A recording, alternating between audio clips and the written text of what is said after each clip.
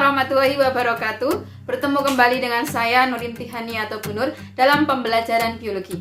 Untuk itu mari kita simak bersama video pembelajaran kali ini.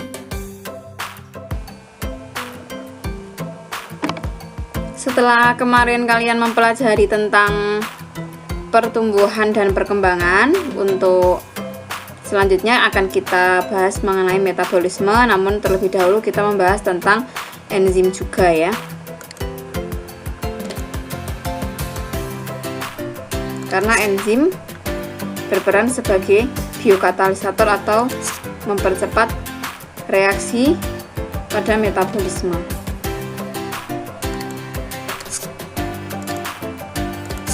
Nah, kita pelajari dulu bahwa enzim ini adalah protein ya yang bertindak sebagai biokatalisator, atau pengertian dari biokatalisator sendiri adalah mempercepat reaksi tanpa ikut bereaksi dengan cara menurunkan energi aktivasi.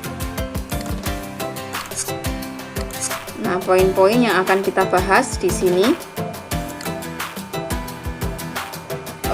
yang pertama yaitu sifat-sifat enzim ya.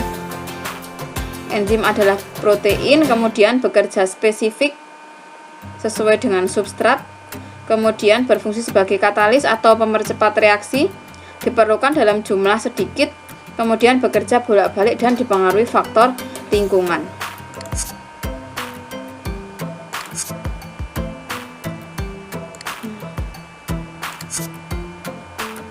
Cara kerja enzim itu dengan cara menurunkan energi aktivasi atau energi yang diperlukan untuk reaksi. Kita bahas cara kerja enzim ya.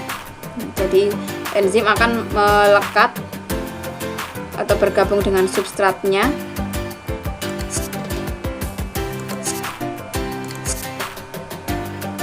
sesuai dengan teori yang akan kita bahas ya. Jadi ada teori gembok kunci dan teori kecocokan yang terinduksi. Nah, teori gembok kunci di mana sisi aktif enzim itu akan melekat langsung berikatan dengan sisi enzim maupun substratnya, ini akan berikatan, kemudian akan membentuk sebuah produk. Sedangkan teori kecocokan induksi ini enzim dengan substratnya ini memiliki bentuk yang tidak sama, kemudian menyesuaikan dan dapat masuk ke dalam atau bergabung dengan substratnya, kemudian menghasilkan produk.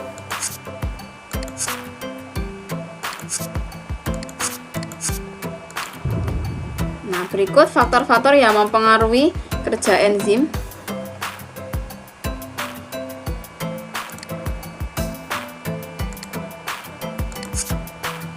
Faktor-faktor yang mempengaruhi kerja enzim yaitu suhu, pH, aktivator dan inhibitor, konsentrasi enzim, konsentrasi substrat. Jadi suhu ini sangat berpengaruh terhadap kerja enzim, karena enzim itu tersusun dari protein, maka dia akan tidak aktif ya pada suhu rendah maupun akan rusak pada suhu tinggi. Kemudian pH atau derajat keasaman ini menyesuaikan dengan jenis enzimnya, karena setiap enzim tidak sama untuk pH-nya. Kemudian aktivator dan inhibitor. Aktivator merupakan zat penggiat kerja enzim, sedangkan inhibitor adalah zat penghambat kerja. Konsentrasi adalah jumlah ya atau kadar enzim dan kadar substrat.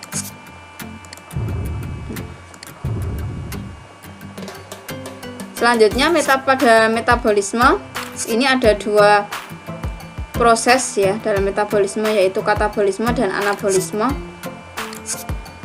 Kalau katabolisme ini tujuannya untuk pembongkaran atau penguraian suatu molekul, kemudian anabolisme ini untuk menyusun atau sintesis suatu molekul.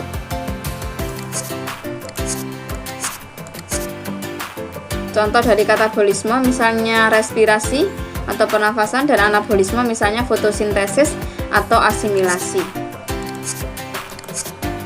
Nah, respirasi sendiri dibagi menjadi dua, yaitu respirasi aerob dan respirasi anaerob.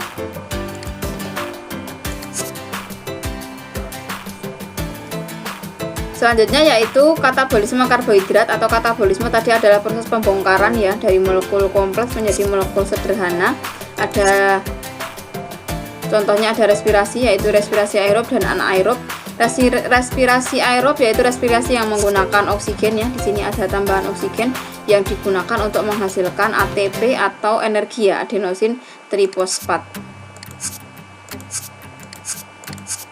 Nah, tahapannya yaitu glikolisis, siklus Krebs, dan sistem transport elektron.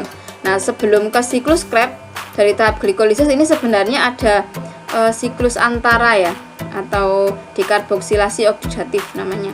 Dekarboksilasi oksidatif namanya.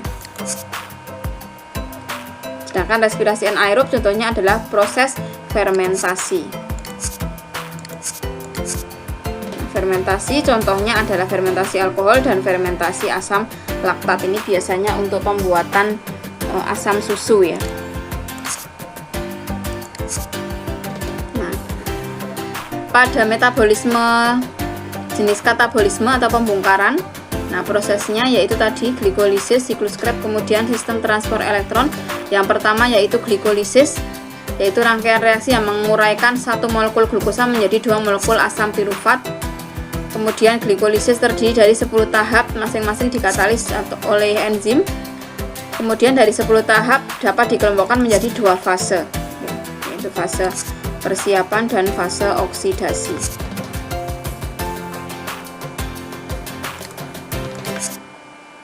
Yang kedua yaitu siklus Krebs.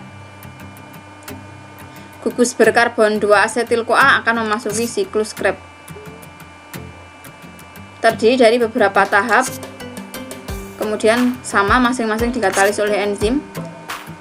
ATP yang secara langsung dihasilkan adalah 2. Kemudian dihasilkan 2 molekul CO2 dan 8 elektron terlepas. Ini contoh berbagai bahan panganan yang diawetkan ya. Teknologi pengolahan makanan, misalnya teknologi makanan berkadar gula rendah, kemudian pengawetan makanan berkualitas tinggi, dan teknologi substitusi energi dari produk pengolahan makanan. Oke, saatnya untuk kuis. Silakan kalian sebutkan sifat-sifat enzim ya. Terima kasih dan belajar biologi itu menyenangkan. Demikian pembahasan materi kita kali ini. Jangan lupa untuk terus menyaksikan video-video dari materi Bu Nur selanjutnya. Dan jangan lupa pula untuk like, komen, dan subscribe di channel Bu Nur. Terima kasih. Wassalamualaikum warahmatullahi wabarakatuh.